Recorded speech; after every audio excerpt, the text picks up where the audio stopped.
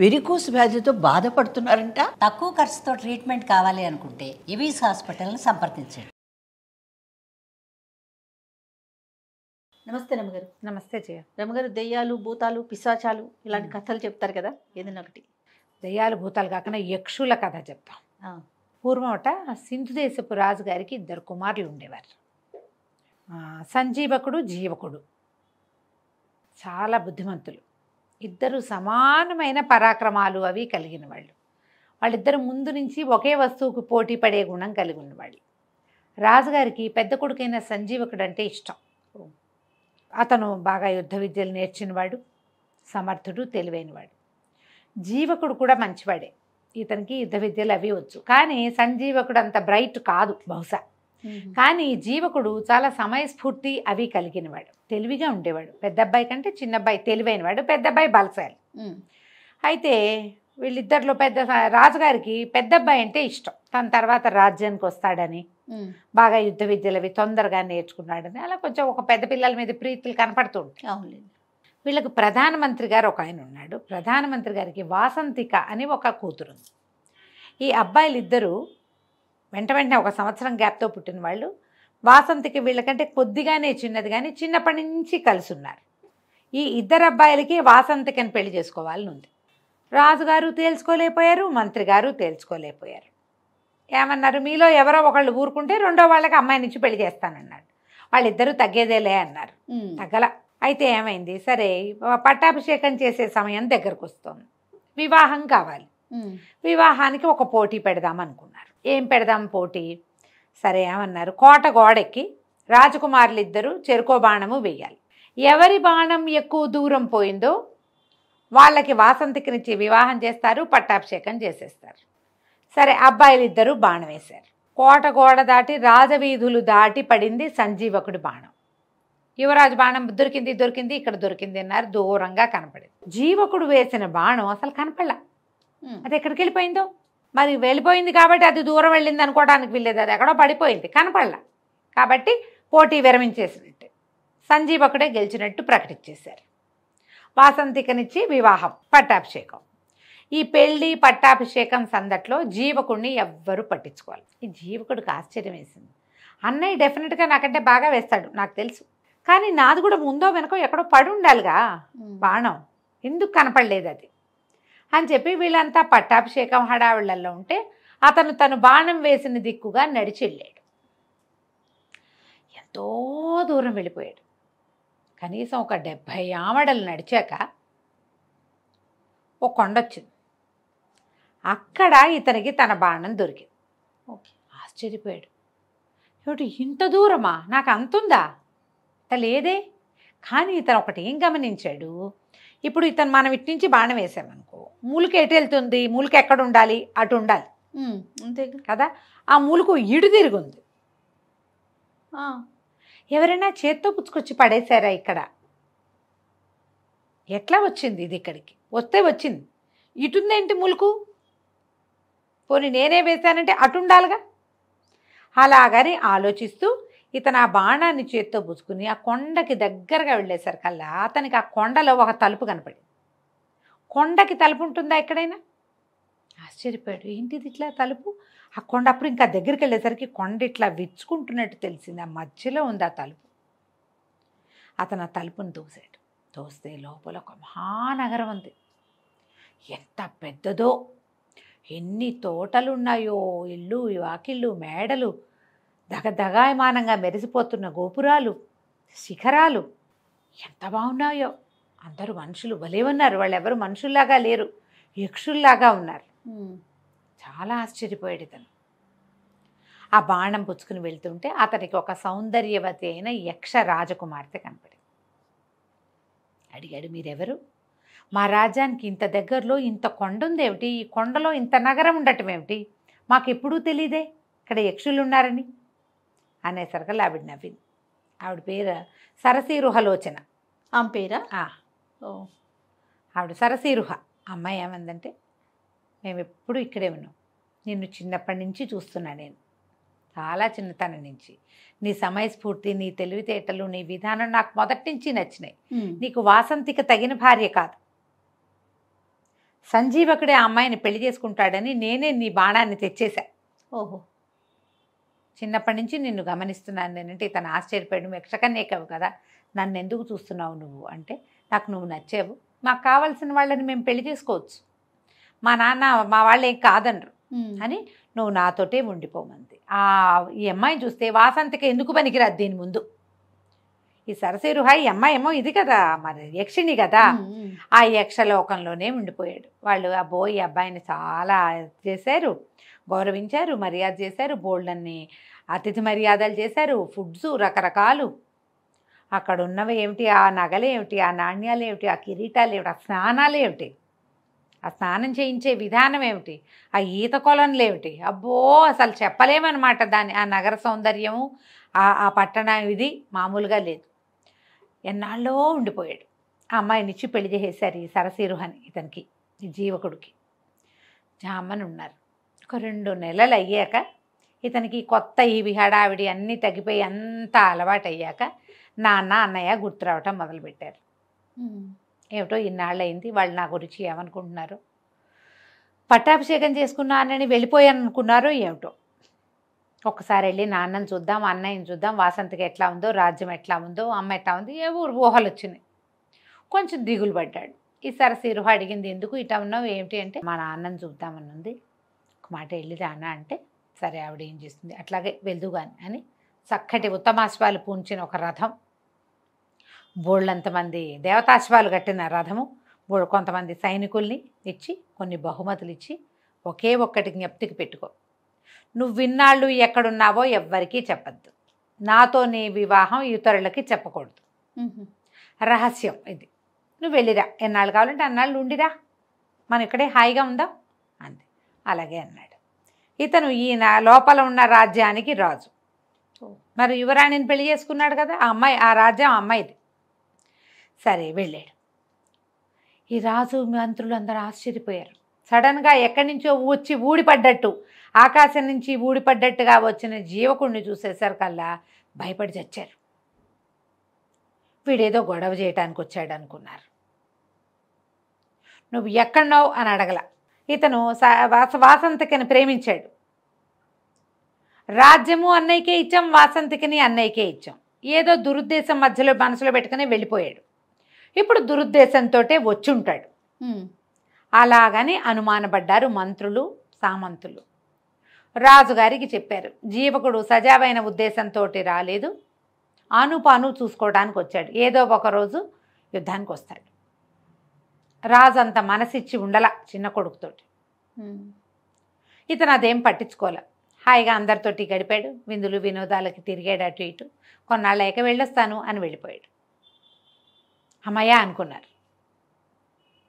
అమ్మయ్య వెళ్ళిపోయాడు, ఇప్పుడు ఏం ఇబ్బంది లేదు. ఒక 2-3 నెలలు పోయాక మళ్ళీ మా నాన్నని చూస్తా అన్నాడు. అనేసరికల్లా మళ్ళీ సరసిరుహ ఈసారి ఇంకా పెద్ద రథం, ఇంకో 50 మంది సైనికులు, ఇంకో 25 మంది బానిసలు, అదే ఆ స్త్రీలు వెనకాల పనిచేసేవాళ్ళు అందరినీ ఇచ్చి పంపించింది. బోల్డని గిఫ్ట్లు ఇచ్చింది. నాన్నకో వస్తువు, అమ్మకో వస్తువు, అట్లా రకరకాల మణులు మాణిక్యాలతోటి వస్తువులు. మళ్ళీ ఉన్నట్టుండి ఊడిపడ్డట్టుగా వచ్చినటువంటి జీవకుడిని చూసి హడిలు తెచ్చారు వీళ్ళంతా. అయ్య బాబోయ్, లాస్ట్ టైం 50 మందితో వచ్చాడు, ఇప్పుడు 150 మందితో వచ్చాడు, ఈసారి ఇంకా పెద్ద రథం, ఇంకా బోల్డ్ సామాన్లు తెచ్చాడు, వీడు ఏ ఉద్దేశంతో వచ్చాడు, ఏదో చేయబోతాడు. రాజుగారు అట్లాగే మొహం మార్చుకుని ఉన్నాడు. కొద్ది రోజులు ఉన్నాడు ఇక్కడే జీవకుడు. అందరూ అనుమానంగానే సంచరించేవాళ్ళు. అతను ఏం మాట్లాడితే ఏం అర్థం తీయచ్చా అనే చూశారు. అతను ఏ వేళాకోళానికి నవ్వుతూ ఏదన్నా దురర్థాలే తీసుకున్నారు. మనకు అనుమానం ఉంటే అంతే, అన్న తప్పుగానే ఉంటుంది, మన మనసులో ఉంటుంది కదా అది. వాళ్ళు మొహం తిప్పితే మూతి తిప్పుకున్నారనిపిస్తుంది, మూతే తిప్పితే మెటికలు విరిచారనిపిస్తుంది. అలాగే మనం ఇలాగే చేస్తాం కదా. అవును. సరే, ఒక 10 రోజులు 20 రోజులు ఉండి జీవకుడు మళ్ళీ బయలుదేరి వెళ్ళిపోయాడు. వీళ్ళు ఊపిరి పీల్చుకున్నారు. రాజ్యంలో వాళ్ళంతా, మంత్రులు, మా సైన్యాధిపతి, రాజుగారు అందరూ ఊపిరి పీల్చుకున్నారు. సరిగ్గా 6 నెలలకి మళ్ళీ వచ్చాడు.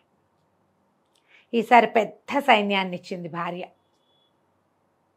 మరి ఇప్పుడు ఇక్కడ బలపడుతున్నాం, ఇక్కడ బాగున్నాం, మనం మంది చూపించాలి కదా. పంపించేసరికి అలా పెద్ద అంత వచ్చిన సైన్యాన్ని చూసి హడిలు చచ్చారు వీళ్ళు. కొండ దగ్గర నుంచి వాళ్ళు నడిచొస్తుంటే ఆ రేగిన దుమ్ముకి ఎవరో యుద్ధానికి వస్తున్నారని భయపడ్డారు. తీరా చూస్తే జీవకుడే మామూలుగా వచ్చాడు. సరే, అప్పుడు వీళ్ళు ఏమనుకున్నారు, వీడికి ఏదో సహాయం లభిస్తోంది, ప్రతిసారి సైన్యం పెరుగుతోంది, వీళ్ళందరూ మామూలు మనుషుల్లాగా లేరు, వీడికి ఏదైనా దైవికమైనది లభించిందా, గంధర్వులో, యక్షులో, కిన్నర్లో, కింపురుషులో, రాక్షసులో, ఏమైనా పిశాచగణాలో ఏవో హెల్ప్ చేస్తున్నాయి. అందుకని ఎక్కడా లేని విడ్డూరమైన ఒక గిఫ్ట్ అడగండి జీవకుడిని, ఈసారి వచ్చినప్పుడు తెమ్మని. తెచ్చాడా, యక్షులతో ఎవరితో సహాయం లభించినట్టే వీడికి అనేసరికల్లా సరే ఏం చేశాడు తండ్రి, బాగా ఆలోచించి మంత్రిని అడిగాడు సలహా. ఏం అడగమంటావంటే, ఎక్కడికైనా వెళ్ళినప్పుడు, వేటకి వెళ్ళినప్పుడు సైన్యం అంతా తలదాచుకునేందుకు ఒక డేరా, ఒక గొడుగు కావాలి. ఆ గొడుగు అరిచేతిలోనే పట్టాలి. అలాంటి గిఫ్ట్ ఏదైనా పట్టుకురమ్మని. జీవకుడికి అర్థం కాదు. తండ్రి అడిగాడు కదా, తీసుకుపోయి భార్యకి చెప్పాడు.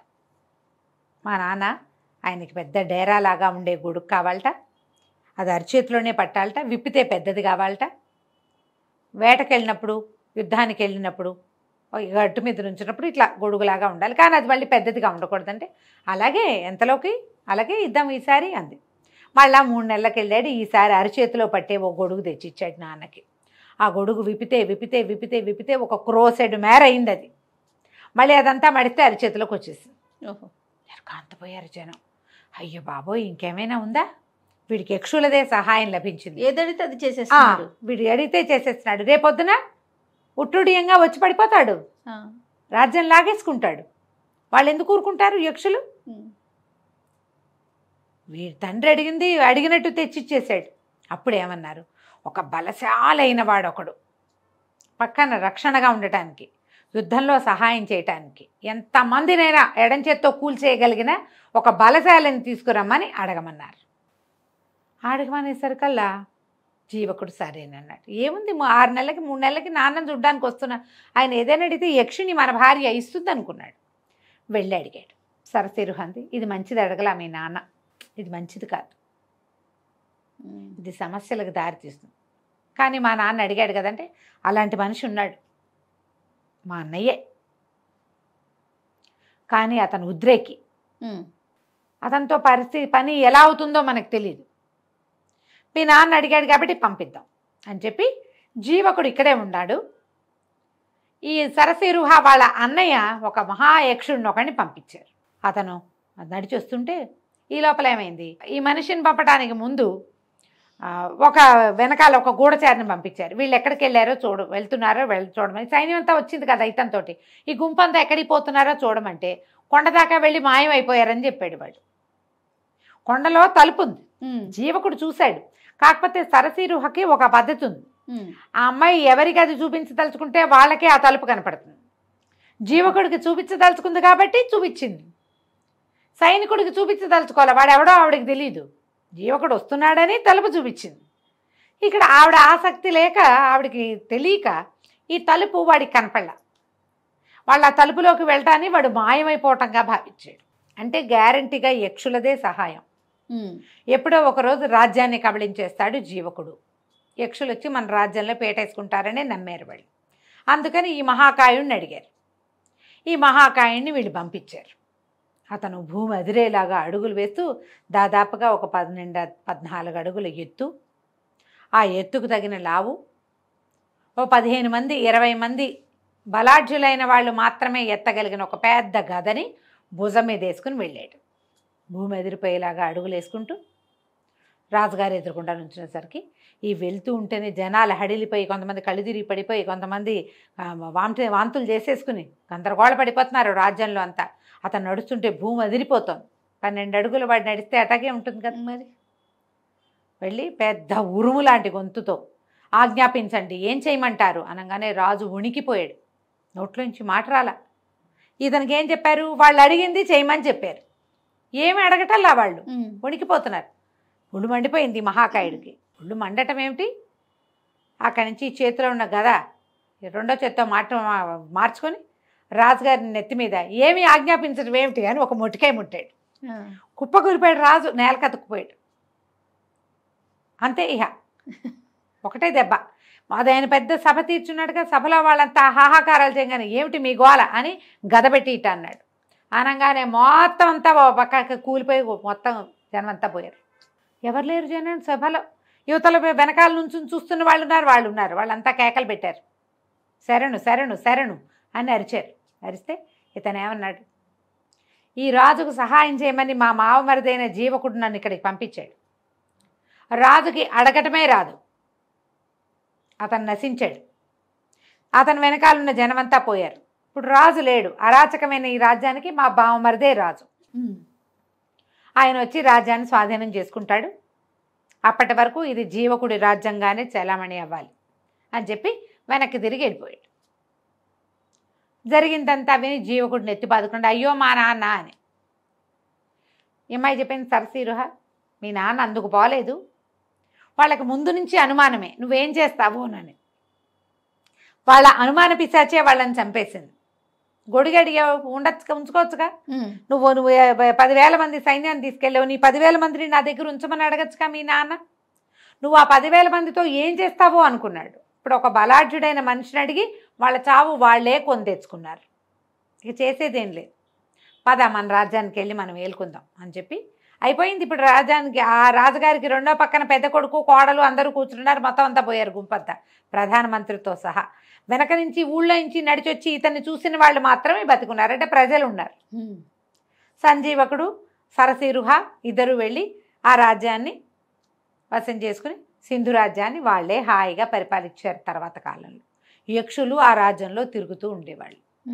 ఎవరినైనా సరే వాళ్ళ అనుమానం భయపెట్టినట్టుగా నిజం భయపెట్టదు. అవును, నిజం సామాన్యంగా ఉంటుంది, అది నిప్పులాంటిదే. దాన్ని హ్యాండిల్ విత్ కేర్ సరిపోతుంది.